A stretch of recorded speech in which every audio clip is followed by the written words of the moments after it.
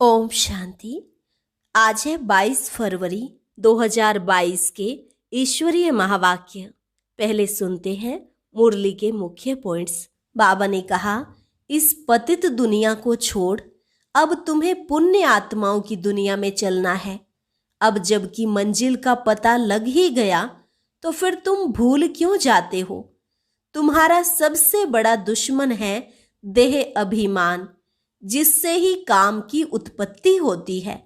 अब तुम्हें देही अभिमानी बनने की मेहनत करनी है।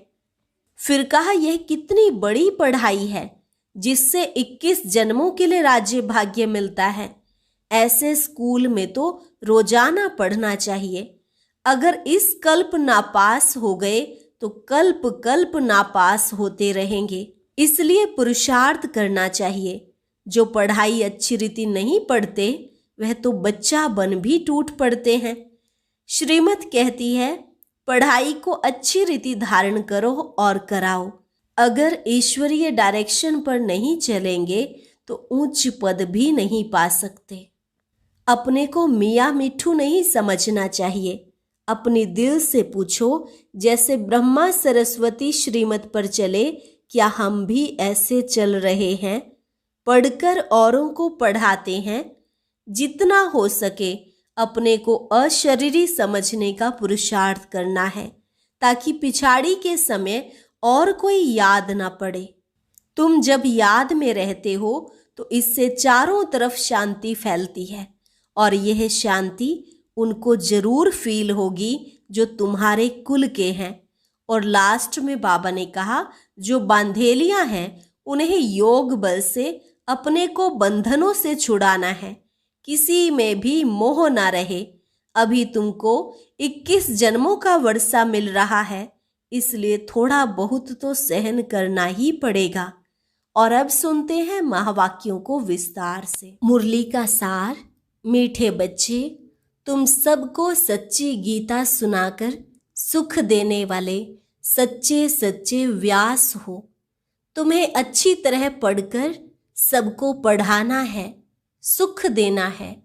प्रश्न, सबसे ऊंची मंजिल कौन सी है जिस पर पहुंचने का तुम पुरुषार्थ करते हो? उत्तर, अपने को अशरीरी समझना, इस देह अभिमान पर जीत पाना, यही ऊंची मंजिल है। क्योंकि सबसे बड़ा दुश्मन है देह अभिमान। ऐसा पुरुषार्थ करना है जो अंत में बाप के सिवाय कोई याद न आए। शरीर छोड़ बाप के पास जाना है। यह शरीर भी याद न रहे, यही मेहनत करनी है। गीत इस पाप की दुनिया से कहीं दूर ले चल। ओम शांति। जीवात्माएं या बच्चे समझते हैं दिल में कि अभी हमको बाबा कहाँ ले चलते हैं। बरोबर जहाँ से हम आए हैं वही ले चलेंगे। फिर हमको पुण्य आत्माओं की सृष्टि, जीवात्माओं की दुनिया में भेज देंगे। श्रेष्ठ और भ्रष्ट अक्षर निकले हैं, जरूर जीवात्माओं को ही कहेंगे। सुख व दुख जब शरीर में है तभी भोगा जाता है। बच्चे जानते हैं कि अब बाबा आया है। बाबा का नाम हमेशा शिव है। हमारा नाम सालिग्राम है। शिव के मंदिर में सालिग्रामों की भी पूजा होती है। बाबा ने समझाया था, एक है रुद्र ज्ञान यज्ञ, दूसरा है रुद्र यज्ञ। उसमें खास बनारस के ब्राह्मणों पंडितों को बुलाते हैं रुद्र यज्ञ की पूजा के लिए। बनारस में ही शिव के रहने के अनेक मंदिर हैं। शिव काशी कहते हैं। असल नाम काशी था, फिर अंग्रेजों ने बनारस नाम रखा। वाराणसी नाम अभी रखा है। भक्ति मार्ग में आत्मा परमात्मा का ज्ञान तो है नहीं। पूजा दोनों की अलग अलग करते हैं। एक बड़ा शिवलिंग बनाते हैं, बाकी छोटे छोटे सालिग्राम अनेक बनाते हैं। तुम जानते हो हम आत्माओं का नाम है सालिग्राम और हमारे बाबा का नाम है शिव। सालिग्राम सब एक साइज के बनाते हैं तो बरोबर बाप और बेटे का संबंध है। आत्मा याद करती रहती है, हे परमपिता परमात्मा, हम परमात्मा नहीं हैं, परमात्मा हमारा बाबा है। यह समझाने की मत तुमको दी गई है। दिन प्रतिदिन तुमको श्रीमत मिलती रहती है कि कोई को भी पहले बाप का परिचय दे, वर्षा दिलाना है। पहले तुमको सिद्ध करके समझाना है कि वह निराकार बाप है। यह प्रजापिता साकार है, वर्षा निराकार से मिलता है। अब बाप समझाते हैं, मेरा एक ही शिव नाम है, दूसरा कोई मेरा नाम नहीं। सभी आत्माओं के शरीर के नाम अनेक हैं, मेरा कोई शरीर है नहीं, मैं सुप्रीम सोल हूँ। बाबा पूछते हैं, बच्चे तुम्हारा सबसे बड़ा दुश्मन कौन है? जो सयाने होंगे वह कहेंगे देह अभिमान सबसे बड़ा दुश्मन है, जिससे ही काम की उत्पत्ति होती है। देह अभिमान को जीतने में बड़ी मुश्किलात होती है। देही अभिमानी बनने में ही मेहनत है।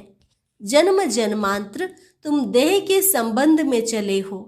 अब जानते हो बरोबर मैं आत्मा अविनाशी हूँ, जिसके आधार से यह शरीर चलता है। रिलीजियस माइंडेड जो भी हैं वे समझते हैं कि हम आत्मा है, देह नहीं है। आत्मा का नाम एक ही रहता है, देह के नाम बदलते हैं। आत्मा एक शरीर छोड़ दूसरा लेती है। हमको बाप कहते हैं तुमको चलना है पुण्य आत्माओं की दुनिया में। यह है पाप आत्माओं की दुनिया। भ्रष्टाचारी रावण बनाते हैं। 10 शीश वाला कोई मनुष्य नहीं होता, परंतु इस बात को कोई नहीं जानते। सभी रामलीला आदि में पार्ट लेते रहते हैं। सब एक मत भी नहीं है। कोई कोई इन सब बातों को कल्पना समझते हैं, परंतु यह नहीं जानते कि रावण भ्रष्टाचारी को कहा जाता है। पराई स्त्री को चुराना यह भ्रष्टाचार है ना। इस समय सब भ्रष्टाचारी हैं, क्योंकि विकार में जाते हैं। जो विकार में ना जाए उनको निर्विकारी कहा जाता है। वह है राम राज्य, यह है रावण राज्य। भारत में ही राम राज्य था। भारत सबसे प्राचीन था। पहले नंबर में सृष्टि पर सूर्यवंशी देवी देवताओं का झंडा बुलंद था। उस समय चंद्रवंशी भी नहीं थे। अभी तुम बच्चों को ये सूर्यवंशी झंडा है। तुमको मंजिल का पता लगा है, फिर भूल जाते हो। स्कूल में बच्चा कभी एम ऑब्जेक्ट को भूल नहीं सकता। स्टूडेंट टीचर को व पढ़ाई को कभी भूल नहीं सकते। यहाँ फिर भूल जाते हैं। कितनी बड़ी पढ़ाई है। 21 जन्मों के लिए राज्य भाग्य पाते हो। ऐसे स्कूल में कितना अच्छा और रोजाना पढ़ना चाहिए। इस कल्प अगर नापास हुए तो कल्प कल्प नापास होते ही रहेंगे, फिर कभी भी पास नहीं होना है। तो कितना पुरुषार्थ करना चाहिए, श्रीमत पर चलना चाहिए। श्रीमत कहती है अच्छी रीति धारणा करो और कराओ। अगर ईश्वरीय डायरेक्शन पर नहीं चलेंगे तो उच्च पद भी नहीं पाएंगे। अपने दिल से पूछो, हम श्रीमत पर चल रहे हैं? अपने को मियाँ मिट्ठू नहीं समझना है। अब अपने से पूछो तो जैसे यह ब्रह्मा सरस्वती श्रीमत पर चलते हम ऐसे चल रहे हैं, पढ़कर और पढ़ाते हैं, क्योंकि तुम सच्ची सच्ची गीता सुनाने वाले व्यास हो। वह व्यास नहीं जिसने गीता लिखी है। तुम इस समय सुखदेव के बच्चे, सुख देने वाले व्यास हो। सुखदेव शिव बाबा गीता का भगवान है। तुम उनके बच्चे व्यास हो, कथा सुनाने वाले। यह स्कूल है। स्कूल में बच्चे की पढ़ाई से नंबर का मालूम पड़ जाता है। वह है प्रत्यक्ष, यह है गुप्त। यह फिर बुद्धि से जाना जाता है कि हम किस लायक हैं, किसको पढ़ाने का सबूत मिला है। बच्चे लिखते हैं, बाबा फलाने ने हमको ऐसा तीर लगाया जो हम आपके बन गए।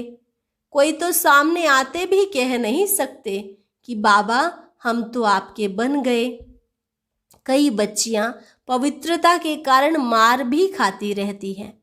कोई तो बच्चे बन फिर टूट भी पड़ते हैं क्योंकि अच्छी तरह से पढ़ते नहीं तो बाप कितना अच्छी रीति समझाते हैं कि बच्चे सिर्फ मुझे याद करो और पढ़ो। इस नॉलेज से तुम चक्रवर्ती राजा बनेंगे। घर के बाहर भी लिख दो, 1 सेकंड में जीवन मुक्ति मिल सकती है। जनक मिसल 21 जन्मों के लिए 1 सेकंड में तुम विश्व के मालिक बन सकते हो। विश्व के मालिक तो जरूर देवताएं ही बनेंगे ना। सो भी नई विश्व, नया भारत। जो भारत नया था सो अब पुराना हो गया है। सिवाय भारत के और कोई खंड को नया नहीं कहेंगे।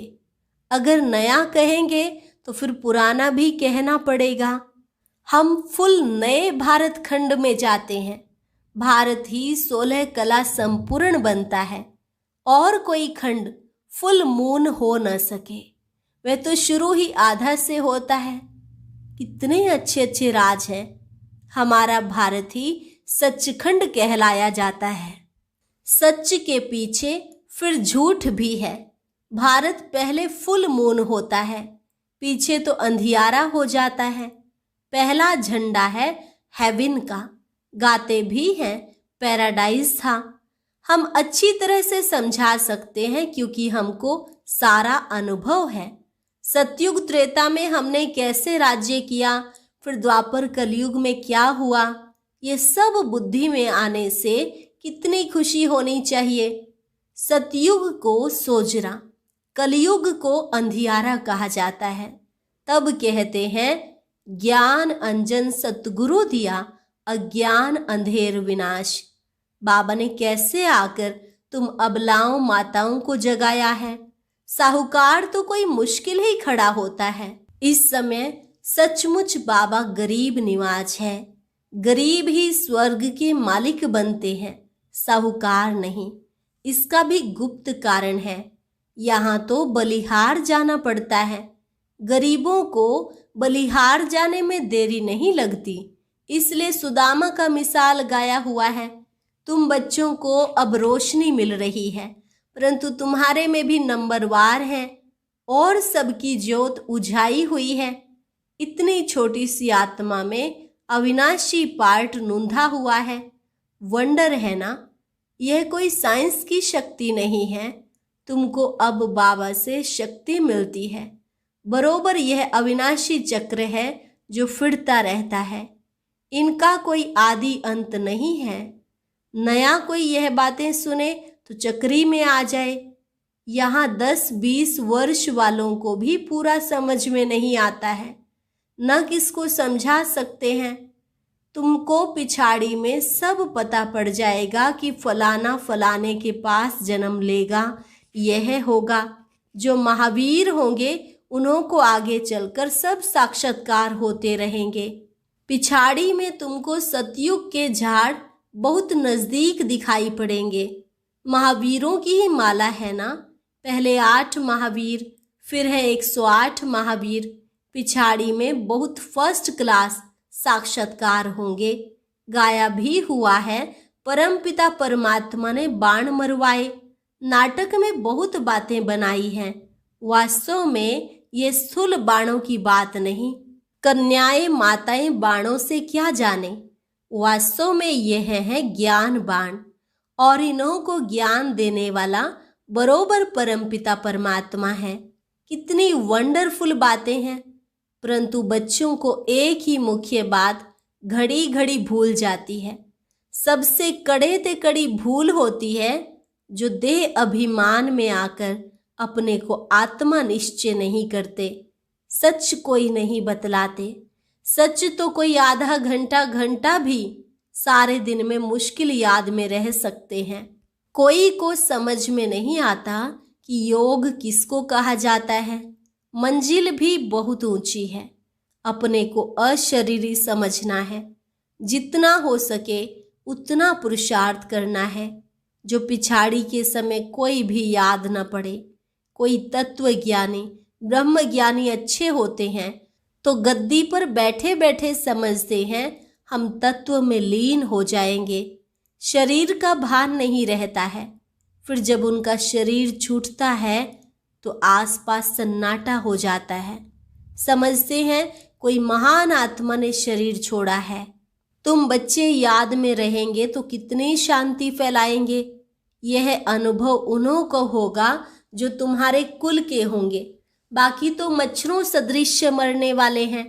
तुम्हारी प्रैक्टिस हो जाएगी अशरीरी होने की। यह प्रैक्टिस तुम यहाँ ही करते हो। वहाँ सतयुग में तो आत्मा एक शरीर छोड़ दूसरा लेती है। यहाँ तो तुम जानते हो यह शरीर छोड़ बाबा के पास जाना है, परंतु पिछाड़ी में कोई याद ना आए। शरीर ही याद ना रहे तो बाकी क्या रहा। मेहनत है इसमें। मेहनत करते करते पिछाड़ी में पास होकर निकलते हो। पुरुषार्थ वालों का भी पता तो पड़ता है ना, उनका शो निकलता रहेगा। बांधेली गोपिकाएं पत्र ऐसे लिखती हैं जो कभी छुटेली भी नहीं लिखती। उन्हों को फुर्सत ही नहीं। बांधेलियां समझती हैं शिव बाबा ने इन हाथों का लोन लिया है तो शिव बाबा का पत्र आएगा। ऐसा पत्र तो फिर 5000 वर्ष के बाद ही आएगा। क्यों नहीं बाबा को पत्र रोज लिखें, नैनों से काजल निकाल कर भी लिखें। ऐसे ऐसे ख्यालात आएंगे। और लिखती हैं बाबा, मैं वही कल्प पहले वाली गोपिका हूँ। हम आपसे मिलेंगे भी जरूर, वर्षा भी जरूर लेंगे। योग बल है तो अपने को बंधन से छुड़ाती रहती हैं। फिर मोह भी किसमें ना रहे। चतुराई से समझाना है, अपने को बचाना है। तोड़ निभाने के लिए बड़ी कोशिश करनी है। माताएं समझती हैं हम पति को भी साथ ले चले। हमारा फर्ज है उन्हों को समझाना। पवित्रता तो बहुत अच्छी है। बाबा खुद कहते हैं काम महाशत्रु है, इनको जीतो। मुझे याद करो तो मैं तुमको स्वर्ग का मालिक बनाऊंगा। ऐसी बच्चियां हैं जो पति को समझा कर ले आती हैं। बांधेलियों का भी पार्ट है। अबलाओं पर अत्याचार तो होते ही हैं। ये शास्त्रों में भी गायन है, कामेशु क्रोधेशु। कोई नई बात नहीं है। तुमको तो 21 जन्मों का वर्षा मिलता है, इसलिए थोड़ा कुछ सहन तो करना ही पड़ता है। अच्छा, मीठे मीठे सिकिलधे बच्चों प्रति माता पिता बाप दादा का याद प्यार और गुड मॉर्निंग। रूहानी बाप की रूहानी बच्चों को नमस्ते। रूहानी बच्चों की रूहानी बाप दादा को नमस्ते नमस्ते, गुड मॉर्निंग। धारणा के लिए मुख्य सार। पहली पॉइंट, योग बल से अपने सब बंधनों को काट बंधन मुक्त होना है। किसी में भी मोह नहीं रखना है। दूसरी पॉइंट, जो भी ईश्वरीय डायरेक्शंस मिलते हैं उन पर पूरा पूरा चलना है। अच्छी तरह से पढ़ना और पढ़ाना है। मियाँ मिट्ठू नहीं बनना है। वरदान, बाप के प्यार की पालना द्वारा सहज योगी जीवन बनाने वाले स्मृति सो समर्थी स्वरूप भव। बाप के प्यार की पालना द्वारा सहज योगी जीवन बनाने वाले स्मृति सो समर्थी स्वरूप भव।